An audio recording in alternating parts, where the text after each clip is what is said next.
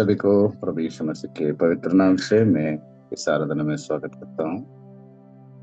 मैं आशा करता हूँ आप सब लोग बहुत ठीक है। ओके। मेरे साथ कोई एक लोग वचन पढ़ने के लिए थोड़ा सा कृपा करें। नीति वचन का 31वां अध्याय का 28वां पद को कोई एक लोग पढ़िएगा। उसके पुत्र उठ उठ उठ कर उसको धन्य कहते हैं। उसका पति भी उठकर उसकी ऐसी प्रशंसा करता है। Okay, thank you sister. मैं इसलिए आप लोगों से पहले निवेदन किया, सब लोग थोड़ा अलर्ट रहिएगा। बहुत अच्छे संदेश है। मैं ज्यादा देर नहीं लूंगा, आप लोग सभी ध्यान लगाएंगे। ज्यादा देर नहीं लूंगा, तो इसलिए सब लोग सुनेंगे। हाँ, जितना भी कन्नड़ लोग हैं, तमिल लोग हैं, सब लोग ध्यान से सुनिएगा। ये जो संदेश आज हमारे हाथ में दिए हैं, जो वचन को या इनके स्टोरी को जिन्होंने हमारे हाथ में दिए हैं, मुझे लगता है कि बहुत काफी मेहनत करके इस संदर्भ को तैयार करके हमारे हाथ में दिया है। फिर इसको अ, हम सब लोग मिलकर, मेरे साथ पास रहने वाले जवान लोग उसको बहुत मेहनत करके ट्रांसलेशन करके हर भाषा में, चाहे हिंदी में हो या और कन्नड़ा भाषा में भी ट्रांसलेशन करते हैं कुछ सेवक लोग। तो इस संदेश के पीछे बहुत मेहनत है। लेकिन इस मेहनत को केवल ऑन करके बस अटेंडेंस डाल दिए हैं और वचन जो बिना सुने अगर कहीं कोना में मोबाइल रखे अगर हम में आएंगे, प्रिय जितना मेहनत किए हैं उनको तो परमेश्वर प्रतिफल देते हैं। लेकिन जो आपके दरवाजे तक सुसमाचार आ जाता है और उसको अगर हम नहीं सुनते हैं, तो इसका दुष्परिणाम हमारे जीवन में जल्दी से एक न एक दिन हमको भोगना ही पड़ेगा। तो यीशु मसीह, एक बार यीशु मसीह के चेले जब सुसमाचार में निकल पड़े, तो कुछ गांव के लोग यीशु मसीह के चेले के सुसमाचार को स्वीकार नहीं किए। इसलिए बाइबल बता दिया गया है कि वे लोग अपने पैर पे लगा हुआ धूल को वहीं पर झाड़ के वो दूसरे जगह में चला गए, क्योंकि अ, वो धूल ही उनको एक दिन गवाही देगा। उस ढंग से मतलब उनको जो स्वीकार नहीं करते सुसमाचार को, उतना परमेश्वर पसंद नहीं करते हैं। तो ठीक उसी प्रकार आज हमारे जीवन में अगर जीवन दिया है परमेश्वर ने, केवल हम खाते हैं, पीते हैं, टाइम पास करते हैं और हमारी मनमानी, एक आम भाषा में बोलना है तो केवल हम हमारे मनमानी में हमारा ध्यान और जाते रहेगा, और परमेश्वर के कंट्रोल में अगर हम नहीं नहीं आना चाहते हैं, तो इसका जो न्याय और इसका जो दंड है हमारा जीवन बहुत भयंकर रहेगा। इसलिए परमेश्वर के हाथ से कोई बच नहीं सकता। इसलिए प्रियो, मैं आप लोगों से निवेदन करता हूँ, ध्यान से सुनिएगा। बहुत मेहनत करके हमारे हाथ में इस संदेश को देते हैं। प्रार्थना के द्वारा मुझे तो हर डेली जो मिलता है वो बहुत अच्छे संदेश है। बहुत मेहनत करके भाई लोग भी, सेवक लोग भी यहाँ पर प्रचार करते हैं। यहाँ पर जो आज हम वचन पढ़े हैं, नीति वचन का 31वां अध्याय का 28वां पद में, दो चीज को देखिएगा। पहला, पुत्र लोग भी उठ उठ कर उसको धन्य कहते रहेंगे, और उसका पति भी उठ कर उसकी ऐसी प्रशंसा करता है। इसकी प्रशंसा हो रहा है यहाँ पर। यहाँ पर एक महिला है जो अपना परिवार में रहकर अपने परिवार पर ज्यादा ध्यान है ना। दुनिया में दो प्रकार की महिलाएं देख सकते हैं। एक महिला वो है, शादी की हुई पत्नी को खत्म कर देती है, शादी की हुई पत्नी को मार कर ड्रम में डाल देते हैं, शादी की हुई अपने पति को हिमाचल में हो या कहीं ऐसे जगह में घाटी स्थान में लेके जाकर पति को धोखा देके किसी और के साथ संपर्क रह के, जो शादी रिश्तेदारों के बीच में परिवार के साथ जो एक संस्कार के रीति में जो शादी किया रहता है, ऐसे पति को मारने वाले स्त्रियां भी संसार में हैं, जो घटिया स्त्री बोलते हैं उसको। और दूसरी महिला भी इस संसार में है जो जीवन में एक बार शादी कर लिया और मरने के दम तक, चाहे पति पिया हो, चाहे पति कमा कर लाता हो, या चाहे कितना भी गरीब परिस्थिति में पति उनको खींच भी लेकर आता हो, उन स्त्री, उन महिला वो भी है संसार में, किसी भी हालत में पति को छोड़ना नहीं चाहते हैं, किसी भी हालत में अपने परिवार को छोड़कर गलत इरादे लेकर गलत रास्ता में भी नहीं जाना चाहते। ऐसे स्त्री भी संसार में है। ऐसे बहनों को, ऐसे स्त्री को सैल्यूट करना चाहिए। कि इतना पति पीता है, इतना मारता है, इतना डांटता है। कितने लोग, मैंने एक गवाही सुना था, एक पति पत्नी को हर रोज मारता था, हर रोज मारता था। जो मुझे सुसमाचार में सेवकाई में लाए हुए वो पास्टर जी अभी नहीं रहे हैं, वो ये उनके जीवन में हुआ घटना, उनके कलीसिया में एक विश्वास की घटना था। तो हर रोज आकर पति मारता था, मार कर पीट कर उस पत्नी का कपड़े निकाल कर घर के बाहर छोड़ देता था, रात में, शाम में। फिर सुबह तक, जब तक नशा नहीं उतरेगा तब तक पत्नी बाहर ही रहना बिना कपड़ा से। सोच लीजिएगा कितना भयंकर परिस्थिति रहेगा। और ऐसे हर रोज होता था, हर रोज होता था। जबरदस्ती करके वो स्त्री पति को बोलती थी, गिड़गिड़ाती थी, नहीं जी हम नहीं जाएंगे, ऐसा मत कीजिएगा, मेरा बेइज्जती होगा, मैं शर्मिंदगी होना पड़ता है, बाहर ऐसे डालेंगे तो। बहुत गिड़गिड़ाती थी, लेकिन नहीं, लगातार कहीं वर्षों से ऐसे चलते रहा। तो कुछ दिन ऐसे हो गया, अभी पति दारू पी के आ गया। दारू पी के आने के बाद इसको पता चला कि अभी पति मरेगा, मारना मार खाना पड़ेगा, पीटेगा, और उसके बाद मेरा कपड़ा निकालेगा तो फिर मुझे बाहर छोड़ देगा ना, कपड़ा, बिना कपड़ा से। तो ये अभी मेरा पति करेगा, इसे मैं ही क्या करूंगी, सब कपड़ा निकाल के बाहर बाहर मैं ही चला जाऊंगी, ये मारने से पहले बोल के एक दिन घर के अंदर ही अपना कपड़ा निकाल कर बाहर जा रही थी। अभी बाहर गई नहीं है। बाहर जाते समय इसको वो उस घटना को देखे, अरे यार, डेली हम मार के आपको डालते थे बाहर, लेकिन आज आप ऐसे क्यों हो गए हो, आप खुद कपड़ा निकाल दियो। तो वो बोलने लगे, अभी तो आप मारेंगे मुझे, पीटेंगे मुझे, मार करना पड़ेगा, डांट खाना पड़ेगा, तो फिर बाहर ही जाना पड़ेगा ना, इसलिए अब बोलने से पहले मैं ही चला जाऊंगी करके ये जैसे बोली, वैसे उस पति का मन परिवर्तन हो गया। पर कितने साल के बाद मन परिवर्तन हो गया और पति जो है दारू पीने को छोड़ दिया और अपने परिवार में एक अच्छा जीवन बिताना शुरू कर दिया। ऐसे अगर आज के महिलाओं के जीवन में होता है, ऐसा नहीं होना चाहिए। नहीं, अगर हो भी जाएगा, मान के चलना, मैं समझता हूँ कि शादी होने के एक दिन भी वो साथ में नहीं रहेंगे, तुरंत वो डिवोर्स में चला जाएगा। तो मैं इसलिए बता रहा हूँ कि दुनिया में ऐसे महिलाएं, स्त्री लोग हैं जो परिवार के जिम्मेदार हैं, परिवार का वैल्यू जानते हैं कि मुझे एक बार शादी किया तो जिंदगी भर इसके साथ रहना है, और उसके साथ जिंदगी बिताने के बाद जितना बच्चे पैदा हो गए हैं उन बच्चों का ख्याल मुझे हमेशा रखना चाहिए, उन बच्चों का ध्यान रखना चाहिए। ये एक महिला का एक बुनियादी स्वभाव है, ये एक कैरेक्टर है, बुनियादी फाउंडेशन है ये। किसी भी हालत में ऐसा नहीं होना। देखिएगा, अगर ऐसे स्त्री अपने बच्चे के ऊपर ख्याल रखना, अपने पति पर बहुत प्यार रखना, और परिवार को खींच तान कर अगर सही ढंग से कहीं सही रास्ता में लेके जाने के लिए कोशिश करती है ना, उस महिलाओं को एक बार ऑब्जर्व कीजिएगा। अगर मान के चलना, बच्चे को स्कूल अगर सुबह 5 बजे है तो माँ उठ जाती है 4 बजे ही, क्योंकि 1 घंटा से पहले उसको उठ के खाना बनाना पड़ेगा, नाश्ता बनाना पड़ेगा, है ना। और कुछ ऐसे स्त्री लोग भी हैं, बेटा मेरा स्कूल जाता है कल, तो उसको सुबह उठना पड़ेगा, टाइम नहीं मिल पाएगा, इसलिए वो स्त्री लोग ही क्या करते हैं, रात में उनके बच्चों का कपड़ा आयरन करके रख देती है, और बच्चे से पूछते हैं कि बाबू तुमको कल क्या नाश्ता चाहिए, क्या लेके जाएंगे आप, क्योंकि पूरा ऑब्जर्वेशन उस बच्चे के ऊपर है, उनके कपड़ा से लेकर, खाना से लेकर, हर चीज बच्चे के ऊपर। और पति पति बाहर जाता है, आने के बाद तुरंत उसको कॉफी देना, उसको अच्छे से खाना बना के देना, उनका कपड़ा धोना।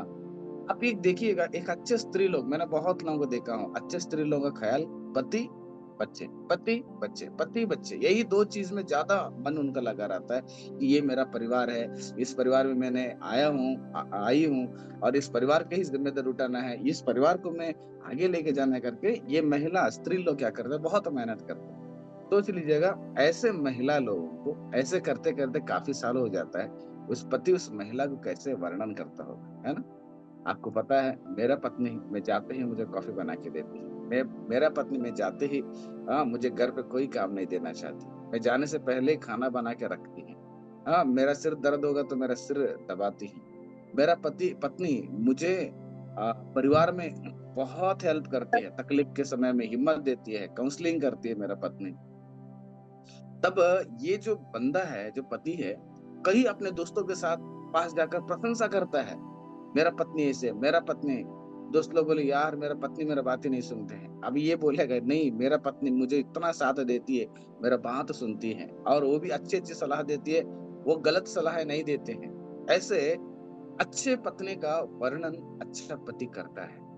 और अपने बच्चे भी स्कूल में जाते हैं, कॉलेज में जाते हैं, कहीं पर भी जगह जाते हैं तो बोलते हैं कि मेरी माँ बहुत अच्छी है, मेरी माँ खाना बना के देती है, मेरी माँ कपड़ा धोती है, मेरी माँ मुझे प्यार से समझाती है, मेरी माँ। इतने बच्चे भी प्रशंसा करते हैं, पति भी प्रशंसा करते हैं। इसको आप 31वां पद को पढ़िएगा। 31वां पद को हम हमारा कलीसिया के हर बहनों को देना चाहिए।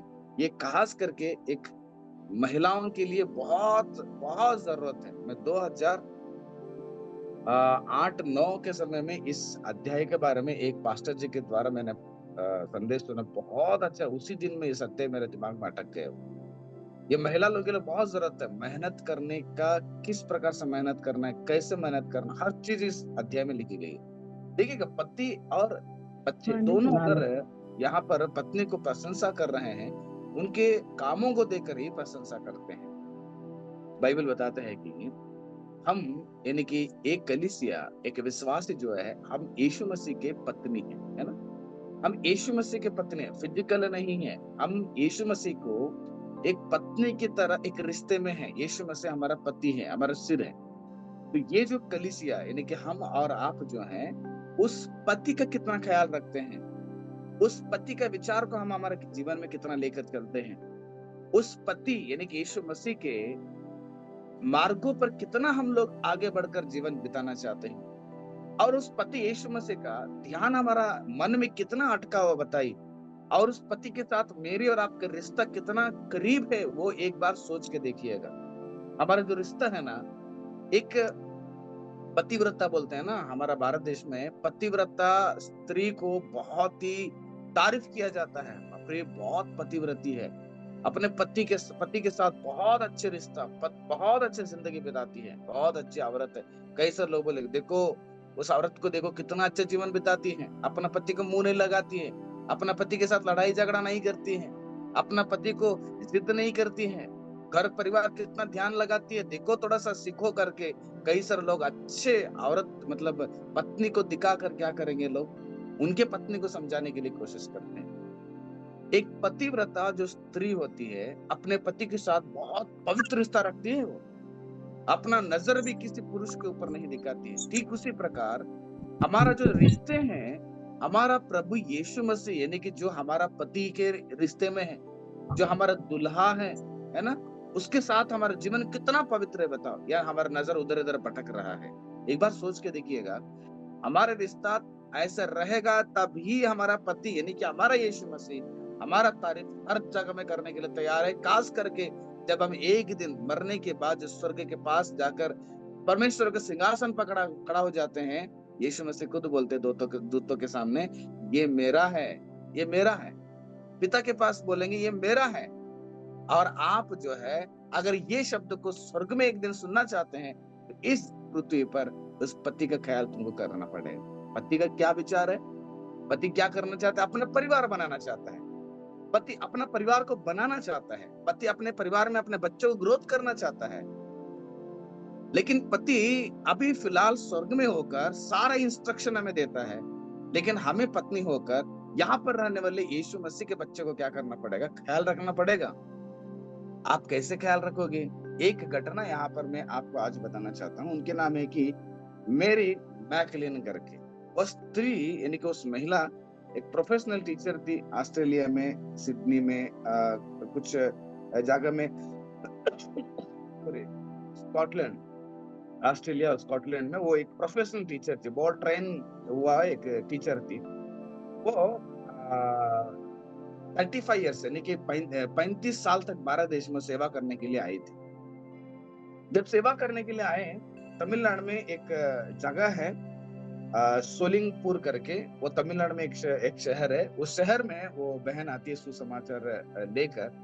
देखिए, उस शहर के बारे में ऐसे जिक्र किया गया है कि उस शहर के अंदर एक छोटा सा शहर है, लगभग 64 पवित्र तालाब है। आप देखते होंगे कि हमारे झारखंड में खास करके है, मैं बिहार झारखंड में देखा हूँ कि एक छोटा छोटा तालाब रहेगा, एक एक गली में, एक एक गांव में एक एक तालाब रहेगा। उस तालाब में क्या करते हैं, साल में एक बार भारत देश के जितने भी महिला लोग हैं, चाहे वो क्या बोलते हैं उसको, छठ पूजा हो या तीज हो, ऐसे ऐसे जो भी उनके जो रिचुअल्स, उनके भक्ति के जितने भी कार्य वहां पर करते हैं, वो मानते हैं कि वहां पर एक छोटा सा मंदिर भी बगल में रहेगा, वो उन लोगों के लिए एक पवित्र जगह है। तो तमिलनाडु में भी लगभग 64, 64 पवित्र तालाब थे। वहां पर सभी लोग जाकर आराधना करना, पूजा करना, जितने भी पूजा पाठ करने के लिए, नहाने के लिए, स्नान बोलते हैं ना, पवित्र स्नान, ये सारा चीज वहां पर करते थे। और 25 से ज्यादा पूजा करने वाले एक मंदिर वहां पर भी थे उस शहर में। देखिए, एक शहर में 64 तालाब, पवित्र तालाब, वहाँ पूजा पाठ पर होने वाले, और उसके बाद 25 से ज्यादा पूजा के केंद्र भी थे। और उसके बाद संस्कृत संस्कृत संस्कृत का एक विद्यालय बोलते हैं, वहां पर पढ़ाया जाता, वैष्णव का पुजारियों को वहां पर ट्रेन किया जाता था। ये सारे चीज वहां पर था, ठीक है ना। फिर मैं वो सारा चीज बताना उचित नहीं है, बस मैं इतना आपको बताना चाहता हूँ यहाँ पर। ये एक ऐसे शहर था, बहुत सारा अंधविश्वास में भरा हुआ था। लाइक सती सगमन पद्धति, जैसे अगर पति मर जाता है तो पत्नी को क्या करना है, वहां पर चिता में डालकर जलाना चाहिए। और बाल विवाह बोलते हैं उसको, है ना, चाइल्ड मैरिज। हाँ, वो जैसे बच्चे उम्र से पहले ही उसको शादी करके भेज देना चाहिए। ये एक कल्चर जो है उस शहर में बहुत फैल रहा था। उन दिनों में इसको रोकने के लिए कोई नहीं आ रहे थे। तो ऐसे परिस्थिति में, ऐसे शहर में मेरी मैकलिन जो स्त्री, वो परमेश्वर का दासी, वहां पर जाकर सुसमाचार करने के लिए चला गया। लगभग 35 साल वहां पर सेवा की। 35 साल सेवा करने के बाद वहां जितने भी चीज जो फैला चुका है, जो परमेश्वर के विरोध में था, वो धीरे धीरे धीरे धीरे धीरे धीरे क्या करने लगे, वहां पर उस सारे अंधविश्वास को रोकने के लिए कोशिश की। और वहां पर धीरे धीरे सुसमाचार फैलाने के लिए कोशिश की। वहां पर उन सबको प्रभु में लाने के लिए कोशिश की। उन सब लोगों के लिए प्रार्थना करना शुरू कर दी। धीरे धीरे लगभग 35 साल होने के बाद वो शहर जितना पहले था, 35 साल के बाद पूरा शहर में लगभग लगभग ऑलमोस्ट सारा चीज बदल गए। बदल कर सारे लोग यीशु मसीह को मानना, यीशु मसीह को विश्वास करना, यीशु मसीह के रास्ता पे जीना, यीशु मसीह की इच्छा पर अपने जीवन बिताने के लिए स्टार्ट कर दी। वहां पर इस बहन ने एक स्कूल भी खोल दी। वो प्रेस्बिटेरियन के चर्च के थे, वहां पर वो स्कूल भी खोल दी। वहां पर कई सारे लोगों को विद्या देना शुरू कर दिए। देखिएगा, अपने मिला वो उस समय, उस महिला को भी मिला, उस समय को उसने कैसे इस्तेमाल किया। उसने समझ ली कि मेरा पति यीशु मसीह है, और यीशु मसीह के सेवा को मुझे करना चाहिए। यीशु मसीह के बच्चे को इस संसार में तैयार करना चाहिए और उनका ख्याल करना चाहिए। या महिला ने अपना देश को छोड़कर भारत देश में आई, 35 साल तक रही, रहकर इधर की भाषा, संस्कृति सारा सीख कर यहाँ पर सिस्टम को बदल डाली, यहाँ पर बुरे आदत को बदल डाली, यहाँ पर अंधविश्वास को बदल डाली, डालकर कई सारे लोगों को प्रभु यीशु मसीह के पास लाकर खड़ा कर दी। प्रियो, सोच लीजिएगा, इस महिला को हमारा जो पति यीशु मसीह कितना प्रशंसा करते होंगे स्वर्ग में, है ना, कितना प्रशंसा करते होंगे। सच में प्रियो, प्रशंसा करते हैं। देख रहे हैं ना, हम उनके बच्चे हैं यीशु मसीह के। अभी हम भी उस महिला का प्रशंसा कर रहे हैं, है ना। अभी वहां पर जो तमिलनाडु में जो शहर में सुसमाचार प्रचार की, वहां के हर लोग उस महिला को प्रशंसा करेंगे। ऐसे एक महिला प्रभु की दासी आई थी, सुसमाचार प्रचार की, अपने जान को कुर्बान करके यहाँ पर सुसमाचार फैलाई। इसके इसके लिए हम लोग यहाँ पर आज प्रभु को जानते हैं। बहुत अच्छे स्वभाव के, बहुत अच्छे हैं। देखिएगा, यीशु मसीह के बच्चे भी प्रशंसा करेंगे और यीशु मसीह भी उस महिला को प्रशंसा करेंगे। आज हमें ठान कर रखना चाहिए कि हम कौन हैं, हम किस लिए चुना गए हैं, हम किस लिए प्रभु की इस सेवकाई में आए हैं। इसलिए मैं पहले ही शुरू में कह दिया आपको कि मेरी बात को थोड़ा सा ध्यान से सुनिएगा कि हम आज ऐसे जीवन बिता रहे हैं, पूरा मनमानी, हमको कोई किसी से मतलब नहीं, यीशु से मतलब नहीं, सुसमाचार से मतलब नहीं, काम से भी मतलब नहीं। बस हम बंद कमरे में बैठना है, बस हम लोग खाना है, पीना है, घूमना है, पार्टी फंक्शन, हाँ, और क्या है इसको बोलते हैं, मॉल घूमना है, कपड़ा खरीदना है, मोबाइल खरीदना है, रिचार्ज करना है, ये देखना है, वो देखना है। है ना, उधर सोना इधर सोना, उधर घूमना इधर घूमना, उनके साथ बैठ के क्या बोलते हैं काली बकवास करना, इनके साथ बैठकर खाली बकवास करना, ऐसे ही हमारे समय को बर्बाद कर रहे हैं हम हमारा जीवन में दिवस समय को प्रभु के सेवकाई के लिए कौन से ऐसे मार्ग को चुन लिया मैंने और आप, और उस मार्ग में प्रभु के सेवा कर रहा हूँ, उस मार्ग में प्रभु यीशु मसीह के बच्चे को ख्याल रखने के लिए कोशिश कर रहा हूँ, कोई किसी को कोई फर्क नहीं पड़ रहा है। हमारा जीवन ऐसे ही क्या हो रहा है, बर्बाद हो रहा है। इसलिए मैं आप लोगों से कहना चाहता हूँ, अगर हम ऐसे ही रहेंगे, यीशु मसीह एक दिन खुद बोलेंगे कि ये कौन है, मैं नहीं जानता हूँ। मैं नहीं बोल रहा हूँ, बाइबल के वचन बताती है। बड़े बड़े प्रॉफिट लोग, सेवक लोग, भविष्यद्वक्ता लोग वहां पर यीशु मसीह के सामने खड़े हैं। यीशु मसीह बोल दिया, आप कौन है, मैं नहीं जानता हूँ। प्रभु आपका तो नाम लेकर मैंने काम किया था। तब यीशु ने कहा, नहीं नहीं नहीं, आप कौन है, मैं नहीं जानता हूँ। आप पता नहीं आप कौन है, आप किसकी सेवा करके आ गए हैं, आप क्या जीवन बिता के आ गए, पता नहीं। आपको मैंने इतना साल दिया था, क्यों दिया था वो आपको ही खुद पता नहीं। तो फिर मुझे आपको कोई मतलब नहीं। आप चलो, आप उस धधकती हुई अनंत काल के लिए जो रखा हुआ आगे उधर चला जाओ। मैं नहीं बोल रहा हूँ, पर ये बाइबल बताती है। आप इसलिए बताता, बाइबल पढ़ेंगे तो हमको पता चलेगा। यीशु मसीह खुद बोलते हैं, प्रभु क्यों ऐसे आप लोग मेरा ख्याल नहीं रखे। प्रभु आप में हम आपका ख्याल नहीं रखे हैं, बताओ। मैंने जब भूखा था नहीं नहीं रोटी नहीं दिया, जब मैंने नंगा था कपड़ा नहीं दिया, जब मैं हॉस्पिटल में था देखने के लिए नहीं आया। जो आप में से छोटे लोगों को जो करते हैं वो मुझे करते हैं। निकी, जो हमारे अगल बगल के लोगों के साथ में जो कुछ भी कर रहा हूँ वो यीशु मसीह के साथ कर रहा हूँ। मुझे और आपको जिम्मेदारी दिया गया, लेकिन हम हमारा जिम्मेदारी को छोड़कर हम हमारा दुनिया में रह रहे हैं। ऐसे परिस्थिति रहेगा, ठीक है, चलेगा, जीवन जीवन तो चलेगा, खाना पीना तो मिल जाएगा, क्योंकि मनुष्य है ना। हम दया करते हैं, कृपा करते हैं, माँ बाप भी हमें क्षमा कर देते हैं। अब पूरा मनमानी करेंगे, ऐसे जीवन बिताएंगे। एक याद रखना, हमारा जीवन में एक दिन मनुष्य भी तुम्हें तिरस्कार करेंगे, एक दिन परमेश्वर खुद आपको तिरस्कार करेंगे। क्या आप परमेश्वर के द्वारा तिरस्कार होना चाहते हैं या परमेश्वर के द्वारा तारीफ पाना चाहते हैं? मेरी मैकलिन के द्वारा हमें और आपको सीखना जरूरत है कि मुझे इस संसार में यीशु के काम में लगे रहना चाहिए। मेरा पति यीशु मसीह के ऊपर ख्याल रखना, उसके साथ पवित्र रिश्ता बनाना, उसके विचार पर हमें आगे बढ़ना चाहिए।